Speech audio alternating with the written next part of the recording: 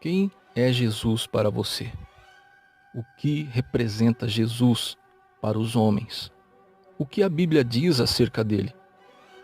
Ou melhor, o que ele mesmo diz acerca de si próprio? Vemos no Evangelho de Mateus o testemunho do apóstolo Pedro, que, sem sombra de dúvidas, disse acerca de Cristo as seguintes palavras: Tu és o Cristo, o Filho do Deus vivo. E baseado em que o apóstolo Pedro chegou a esta conclusão acerca de Cristo? De que ele realmente era o Filho de Deus. Com certeza o apóstolo Pedro tinha as suas conclusões e conhecia muito bem o homem do qual ele estava falando. Pensando sobre a deidade de Cristo, sobre o comportamento e a vida que Jesus levou na terra e acerca das coisas que ele disse, nós só podemos chegar à seguinte conclusão: Jesus Cristo, ou ele era um louco, ou ele era um mentiroso, ou realmente ele era o que ele dizia ser. Este argumento foi elaborado por Watchman Nee em 1936. E ele disse as seguintes palavras: uma pessoa que alega ser Deus deve pertencer a uma dessas três categorias. Primeiro, se ele alega ser Deus e de fato não é, ele deve ser louco ou lunático. Segundo, se ele não é Deus e nem um lunático, deve ser um mentiroso, enganando os outros com a sua mentira. E terceiro, se ele não é nenhuma dessas três, ele deve ser Deus. Você pode escolher uma dessas três possibilidades. Se você não acredita que ele seja Deus, você deve considerá-lo louco.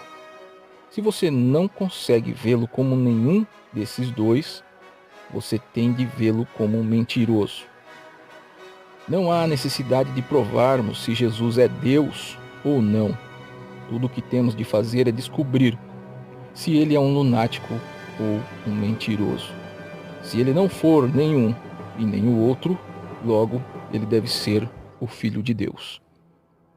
Dentro desta mesma linha de raciocínio lógico, o escritor cristão C.S. Lewis, o mesmo que escreveu o livro As Crônicas de Nárnia, falando em 1942,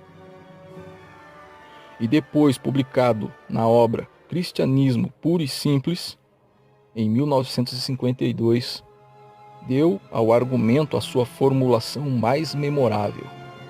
Abre aspas. Estou tentando impedir que alguém repita a remetada tolice dita por muitos a seu respeito. Abre aspas. Estou disposto a aceitar Jesus como um grande mestre da moral, mas não aceito a sua afirmação de ser Deus. Fecha aspas. Essa é a única coisa que não devemos dizer.